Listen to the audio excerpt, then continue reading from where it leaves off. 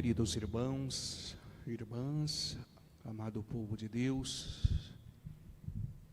inicie esse tempo de reflexão, esses minutos, solicitando o coral que invocasse o Espírito Santo sobre nós. Começa a partir de hoje, podemos dizer assim, um pequeno advento. Advento em preparação para o que nós vamos celebrar daqui 2 domingos. Quando nós esperávamos Cristo, nós adentramos num tempo especial, tempo do advento. E aí tivemos a oportunidade de ouvir os profetas que apontavam para a vinda do Senhor. João Batista, o precursor, apontou para o Cordeiro. Jesus é aquele que aponta para o Paráclito, para o defensor, o Espírito da verdade. Queridos irmãos e irmãs, o Evangelho de hoje é a continuação do Evangelho de domingo passado, na última ceia. Então Jesus faz ali o seu discurso de despedida e abateu sobre os discípulos uma grande tristeza. Ia ser tirado do meio deles o grande amigo, a pessoa em que eles pensavam que ia resolver todos os problemas, inclusive problema ali de Israel, questão política, econômica.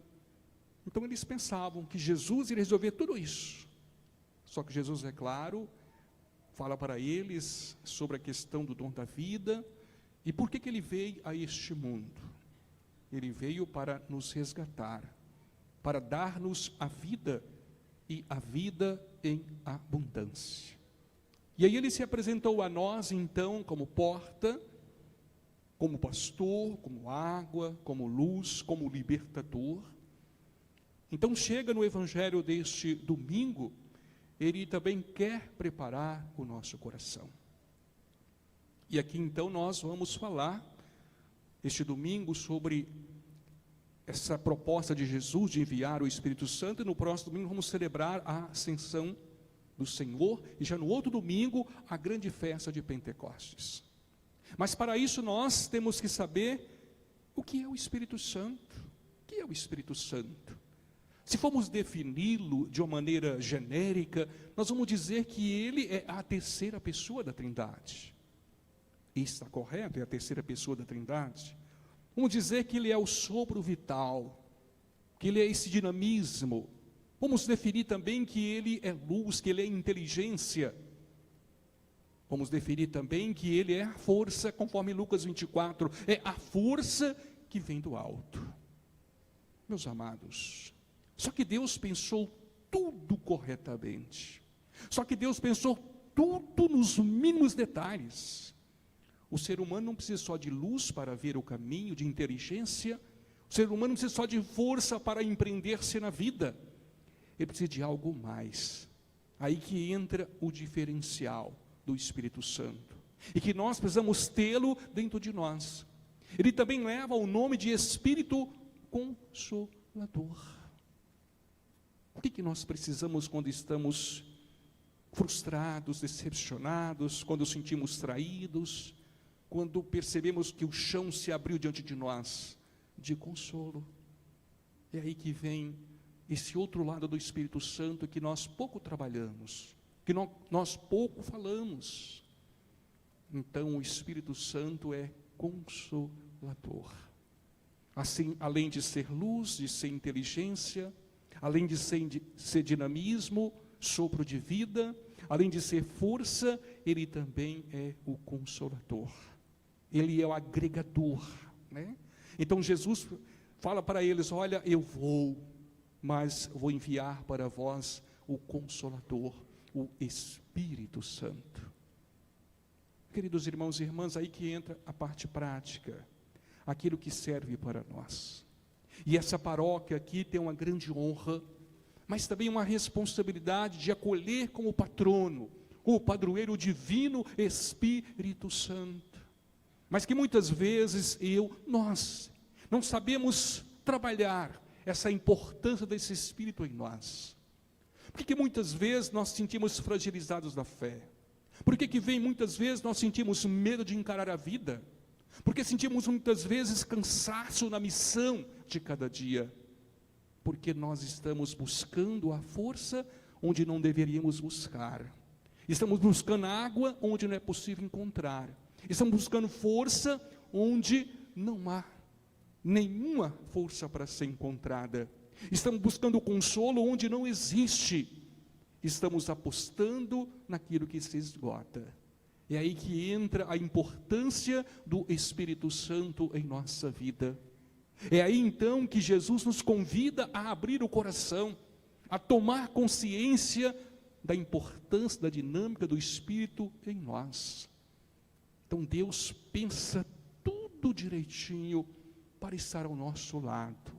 O Espírito Consolador, o Paráclito, o advogado, o companheiro de todas as horas, aquele que age em nós, que caminha conosco, que nos ilumina. Então nós vamos aproveitar esses dias. Sexta-feira começa a nossa novena em preparação para a festa, o próprio dia de Pentecostes, para que haja de fato um Pentecostes em nossa vida, uma renovação interior, para que nós não ficamos aí vivendo simplesmente pela força da carne, pelo instinto, mas vivendo pela ação da graça do Espírito em nós. O Espírito nos renova, nos dá força, nos dá alegria, nos dá motivação, nos leva a passar pelos vales de lágrimas e não desanimar com a vida. O Espírito Santo, ele age naquelas pessoas que estão abertas à ação dele. Vocês ouviram na leitura primeira, Atos dos Apóstolos, Filipe está numa região pagã, Samaria, e lá ele prega a palavra, e ao pregar a palavra as pessoas ali ouvem, e muitos são tocados, muitos são curadas, muitas pessoas são curadas, são libertadas, demônios são expulsos, os coxos andam, e aí diante disso, de Jerusalém vieram Pedro e João, a igreja, que impõe sobre aquele povo as mãos, e ali desce o Espírito Santo. Como nós somos privilegiados, fazemos parte de uma igreja, que assim como no passado, assim como na Samaria, também sobre nós, através dela, pelos sacramentos, vem sobre nós o Espírito Santo.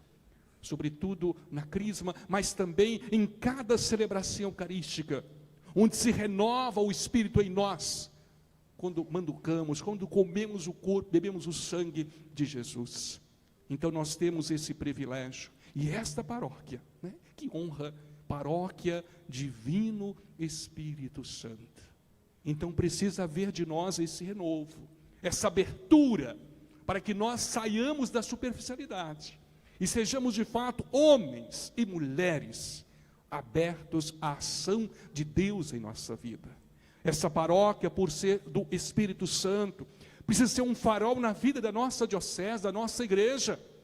Então aqui temos que nos motivar, nos unir em torno dessa graça, dessa dádiva que Deus nos possibilita a celebrar, que é a festa do Divino Espírito Santo e o Pentecostes, quando é derramado sobre nós o Divino Espírito Santo, ou seja, o sopro vital, essa força do amor que há entre o Pai e o Filho, e de repente uma terceira pessoa, mesma essência, o Espírito Santo, é uma pessoa, ou seja, que caminha conosco, que nos motiva, que nos inspira, que nos dá vida nova.